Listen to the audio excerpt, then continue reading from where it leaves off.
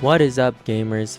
FedoraBoy here with the Figma Legend of Zelda Tears of the Kingdom Link. This is a figure I've been looking forward to for a long time now, so let's skydive right into it. Now, what is The Legend of Zelda? As if I even need to ask. The Legend of Zelda is a video game franchise by Nintendo that started in 1986. Despite the name of the game having Zelda in it, you play as Link, the mute swordsman who is destined to save Princess Zelda and all of Hyrule from the evil Ganon, this pig monster who is also a man known as Ganondorf in some incarnations. That's the basic plot of each game, although if you wanted to follow all the Zelda lore, which yes, there is both lore and even a canonical timeline to all the events of each Zelda game, that is something I won't go into detail with because, yeah. It gets confusing right around here. Regardless of what came before, the 2017 release of Breath of the Wild was a massive success for the series, and its much anticipated sequel, Tears of the Kingdom, did the same, and it's no surprise that they'd make high quality figures of the main Tears of the Kingdom cast. Now Link here is equipped in his new but old champion's leathers, an updated version of his champion's tunic. It's essentially the same but with more straps, belts, and things of the sort. And I gotta say, Figma really nailed it here. Looks straight out of the game. The added leather bits help add a splash of color to Link's predominantly blue torso. Yes, the classic green tunic has been replaced with this baby blue one for these games, which isn't actually new to Link, as he technically wore blue in The Legend of Zelda 4 Swords Adventures, but I don't know the reason, nor do I know the reason for there even being 4 Links at once, because I never played it, but leave a comment if you know the reason behind the 4 Swordsman thing. Regardless, the green tunic is gone, as well as the classic green pointed cap, instead opting for this wolf tail, which is the main look for Link in Breath of the Wild and Tears of the Kingdom. He also has this hair down look in Tears of the Kingdom, but the figure doesn't have that. Sad. Back on the torso, you'll find various items like these 2 pouches and this Zonai battery device that is very essential in the game for the utilization of the Zonai schematics. More on that later. You'll also find this quiver of arrows attached to one of the belts. It's only attached by these 2 red bits, and I reckon you should be cautious when moving this thing around. While the 2 waist belts are very free to move around, probably to avoid the risk of breakage, I still reckon be cautious and don't yank on the quiver. So the figure looks great and accurate to the game model, but how does it feel? Well, the waist joint is a bit too loose on mine.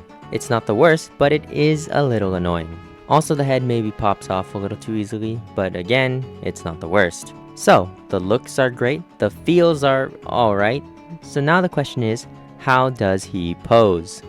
Now the posability on this figure is your standard Figma posability for the most part. It's honestly a little refreshing to mess with a Figma figure after having a majority of my past figure reviews be SH Figuarts figures. Regardless of style, there's still a ball joint at the head and base of the neck, can look up that far and down that far. His sideburns as well as wolf tail could get in the way of posing, but thankfully the wolf tail has a nice hinge to get out of the way. Kinda wish it had a swivel as well, but I'm just glad it's not static. Shoulder ball joints, moves out that far, can shift down, butterfly joint, and the arm can go all the way around. Left shoulder is a bit more limited because of this shoulder pad. Very tight bicep swivel, so tight that it almost isn't there. Double jointed elbows, wrist swivel, up and down, rotate the peg, side to side. Hard to get chest ball joint and previously mentioned loose waist crunch. There is this waist swivel, but if you swivel it too much, it pops off really easily. Almost too easily. I'll come back to this. Barely an arcing back, and a crunch. Legs can shift, move forward that far, back that far, and out that far. The tunic skirt baits obviously get in the way of leg movement, but they're flexible enough that it doesn't completely ruin all of it. Thigh swivel, double jointed knees, ankle swivel, up and down, a toe bend, and if you finagle the joint, you could get an ankle pivot, but it's not the best way to do an ankle pivot. SH Figuarts still wins in that department. Regardless of that, the posability is still very good. You can get some great poses out of him, and if you include his signature accessories, oh yeah, now it's time to get into it. Now what right-minded human being would display their Link figure without the signature, the iconic, the trademark Master Sword? I mean, come on, you gotta admit this is cool. There's a reason this sword is among the most iconic and recognizable swords in existence. The green wraps, the dark blue hilt, the gold gem, and this beautiful light blue metallic blade. What can I say? The Master Sword is that. Masterful. Along with the sword itself, we also get this sheath. Once again, beautifully done in dark blue and accented with that gold. My god, it looks amazing. And I'm equally happy to say that this is the first time I got a figure where the sword actually goes in the sheath and aren't two separate pieces of the sheath and a separate hilt. Going with the Master Sword, you also get the Hylian shield. Beautiful, very well painted, borderline perfect if you ask me. Now there's a few things you can do with this shield. You can have Link hold it, of course, but you'll need his alternate hands. You have his default hands, left closed fist, right open hand, left open hand, and the grabby hands. Perfect for holding the sword and the shield. Hey! Listen! And this is basically all you'd ever need for a Link figure. Nothing beats the Master Sword Hylian shield combo. But if you're not gonna use these accessories, might I suggest storing them on his back, just like in the games.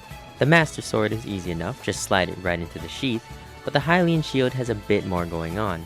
Remove the handle and strap, get this clear piece, plug it into the shield, and clip it onto the sheath, and bada bam! Fully equipped Link. The quiver of arrows attached to his belt also adds a lot to this look. He also comes with these two extra faces. Along with his default dead stare, you get a happy dead stare, and an angry yelling face. All three capture Link's personality very well. Huh? Oh right, he barely has one, which is why these faces are perfect. And lastly, you get this cape. And yes, it is an item you can wear in-game, though by default its hood is up, and only after doing a certain mission can you get the hood down version. Would be nice to have a hooded version of this, but it's not a big deal. As for the cape itself, it's actually a fabric material, but no bendy wire, so you can't exactly pose it. It just lies there for the most part. So that's all the accessories you get for the base version. This, however, is the DX version, which means there's a bit more we need to go over. First off, we have this extra arm piece. It doesn't have a gauntlet, and the sleeve is ripped and tattered. This is essentially the arm he would have had right when it gets corrupted. Moving on, we have these additional hands, which are for this Zonai bow and arrow. Getting the pose right for this could be a little tricky, but you can get some great archer type poses if you're creative enough. You can also attach the bow to the Master Sword sheath with this additional clear piece. Too bad you can't have both the Hylian shield and the Zonai bow attached at the same time. It would have looked great. Ah well. Besides, you never liked the Master Sword and Hylian shield anyways, yeah? Well, how about downgrading to this more standard shield? The actual name of the shield is eluding me. And this, rock on a stick? Okay. Nah, I'm just messing. I know exactly what this is. In the game, you get this new ability where you can fuse weapons with a variety of materials all throughout Hyrule, like in this instance, rocks. It's a pretty important ability to have in the game, as all the base weapons you get are utter crap, so to make them worth something, you fuse them with stuff. It's a fun little weapon accessory that shows off one of the main mechanics of the game, so I welcome this. Further speaking on this ability, you have this Zonai rocket, as well as a blast effect. Now you could use it as is and just not think twice about it, but remember, fusing. So take this rocket and this basic shield, fuse them together, and you get a rocket shield. The main effect they were going for was, of course, the shield boost, which you could do in the game. By the way, you can also attach the basic shield to the Master Sword sheath the same way you would the Hylian's shield.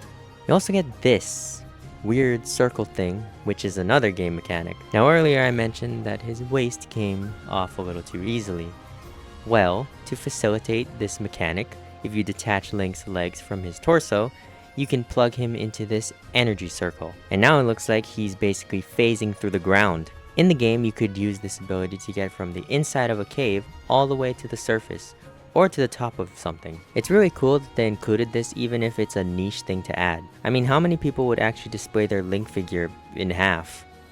I know I will not be. And the final accessory, you get the Paraglider, a Breath of the Wild and Tears of the Kingdom staple. This thing is actually very big, and it has hands already attached to it, so you don't need to worry about fiddling with hands. Just plug them in and bam, gliding Link in all his glory. But you can't exactly glide on the ground, so you get the included figure stand, something I think all high-end posable figures should have. And for the accessories you aren't using, the classic Figma accessory bag, another thing I wish more figures came with. Overall, this figure is amazing. The overall details, the incredible paintwork, and the sculpting all capture Link's design to a T. Yeah, he may have that loose waist, but the positives vastly outweigh the negatives. Now I know about the Tears of the Kingdom Zelda and Ganondorf figures, and I might consider getting those if this video does well. So if you want that, be sure to like, comment, and subscribe. And while you're at it, check out my animations, speed drawings, and gaming videos as well. And with that, I tip my fedora to you, and bid you adieu. Listen.